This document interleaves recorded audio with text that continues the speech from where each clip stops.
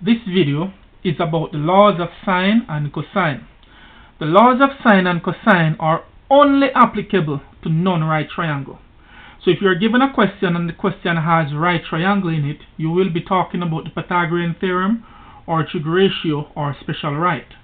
But if it's a non-right triangle, you will be looking at the laws of sine or cosine. Now let's look at the law of sine first. So the lowercase letters represent the length of the sides, okay, while the uppercase letters represent the angles. So it is side A upon sine A, side B upon sine B, side C upon sine C, okay? So A upon sine A, B upon sine B, C upon sine C. You will never use all three at once. You will only use two at a time. You will only use two at a time, and you will see that thing coming out in our examples to come. But let's look at when do we use this kind of thing. Okay, so you use the sine law when you're given two sides and an angle facing one of the sides, and you're asked to find the angle facing the other side. Like in this case, we have two sides. We were given two sides and an angle facing one of the sides. This is what you call your reference. You will always get a reference when you're using the law of sine. And the reference is just you get a side and an angle facing it. That's your reference, okay? Now you have another side, so they'll ask you to find the angle facing that side. Okay, so this is one instance when the law of sine is used. Let's look at when else it's used. So it's also used when you're given two angles and a side facing one of the angles and asked to find the other side facing the other angle. So in this case, we're given two angles, just as it said here. We're given two angles here and a side facing one of the angles. As we said before, this is what you call your reference. Your reference will always be a side and an angle facing it. You will always have that. Okay? Now we're given another angle, so they'll ask us to find the side facing that kind of thing. Okay? And thirdly, when we're given all three angles and a side. So let's put a side here. So let's say we have this thing as 15. Say 15 inches. Okay? So we're given all three sides, all three angles, sorry. We're given all three angles of the triangle and a side, and they ask us to find any of the other two sides. So they can ask us to find this side. In this case, here's your reference. As I said before, you will always have a reference, a side and an angle facing it. So if they ask you to find this side, here's the angle facing it. If they ask you to find this side, here's the angle facing it. Alright, let's look at an example for this thing. So those are the instances when you use the law of sine. So here, first thing you're going to do, always look if you have a reference. So we have two sides and an angle facing one of the sides. This is your reference. Okay? And remember we said before that the lowercase letters represent the side. So if this is angle B, side B is facing angle B. This is angle A, so side A is facing it. This is angle C, so side C.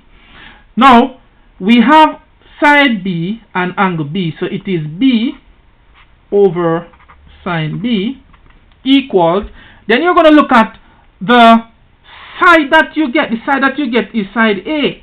So it's going to be A over sine of A. This part here, it says find the measure of angle A. This is not M is less than A. No. It is read the measure of angle A. So you're going to mark off your A. Okay? So here's your reference. They gave us side A and they want us to find angle A. So let's put in these values in our formula. You see we're only using two. As we said before, you will only use two at a time. So this is B, which is 28, over sine of angle B, which is 62, equals A, which is 25, over sine A, because that is the angle we want to find, so we keep it as A. Now you cross multiply. When you're cross multiplying, you multiply diagonally, okay? So you multiply diagonally. So this will be 28 times sine A. We write it as 28 sine A equals 25 times sine 62. Now we want to find A, so we want sine A by itself. So we're going to divide both sides by 28. That part cancels. So sine A equals, and we can put all of this in our calculator. So I want you to see my screen.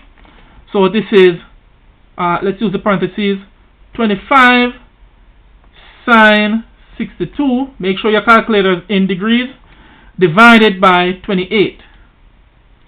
And that is 0.788. I'm going to keep it to 4 decimal places. 0.7883. Now, whenever you're finding an angle, you will always take the inverse of the trig ratio. Okay? So this is sine A, so it means that A equals sine inverse of 0.7883. Okay? So A equals, and let's do that. So to get the inverse, you hit second and then the sine function, and you put in this value here, 0.7883, and our answer is approximately 52.03 degrees, or you could just say 52 degrees. A equals 52 degrees. Okay? Alright. Let's look at a second example, and then we look at the law of cosine. So example 2 says they gave us this. Okay? In this case, they gave us two angles and a side facing one of the angles. As we said before, that is called our reference. You will always get a reference. So let's mark our reference. Okay? Now, if this is big B, this is little b, this is big A, this is little a, this is big C, this is little c. So we have B as our reference. So it's going to be B over sine B equals, we have angle A, and they want us to find BC. BC is the same as the length, that is side A. Okay? So that would be A over sine A. Alright? Let's put in values now. Where B is, we put the value of B, which is 8, over sine B, which is 89, equals A, side A, but side A is the same as BC, and that's what they asked us to find. So let's call it BC. You could use A if you want, but let's call it BC, over sine A, and sine A is 61, that's sine of 61. Again, we cross multiply, and we multiply diagonally, okay? So that is 8 sine 61 equals BC sine 89. Okay, we want BC, so we divide both sides by sine 89, because sine 89, that is an actual number. Okay, so that will cancel that there. Let's put all of this in our calculator. So we're going to use up our parentheses. So it is parentheses 8 sine 61 divided by parentheses sine 89, and that is approximately 7. So this is 7 equals BC, and they didn't give us a unit, so we could just say 7 units. So 7 units equal BC, and that would be our answer there. Okay, let's look at the law of cosine. Now the law of cosine says it is a square equals b square plus c square minus 2bc cosine a. Want you to pay attention to the two letters that are here.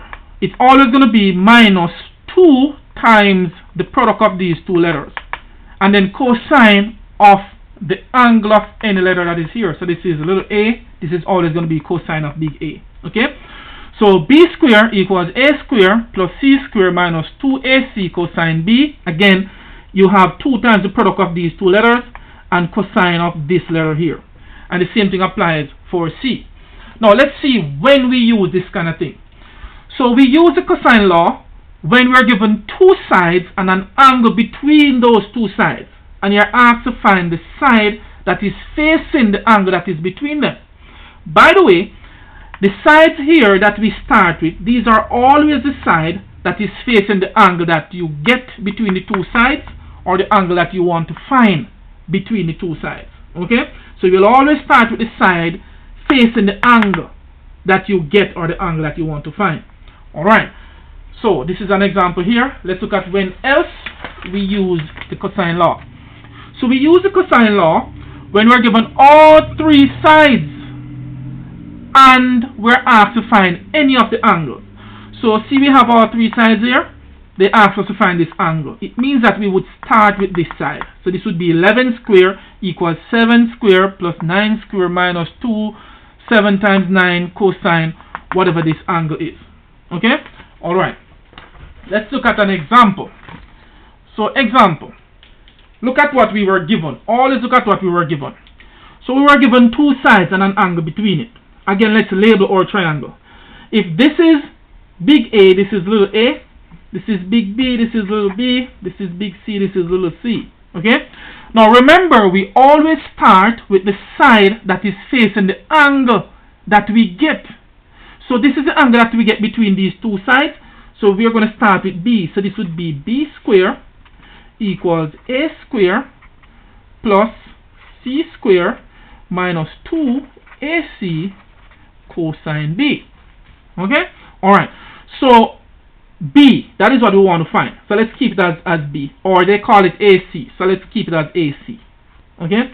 So this would be AC square equals A square. Where A is, we put the value of A. So that would be 14 square plus where C is, we put the value of C, which is 20. So that would be 20 square minus 2A, which is 14, times C, which is 20, cosine B, B is 93. Okay? So AC square equals 14 square. Let's see what that is. It's about 196, but let's see. 14 square, that is 196.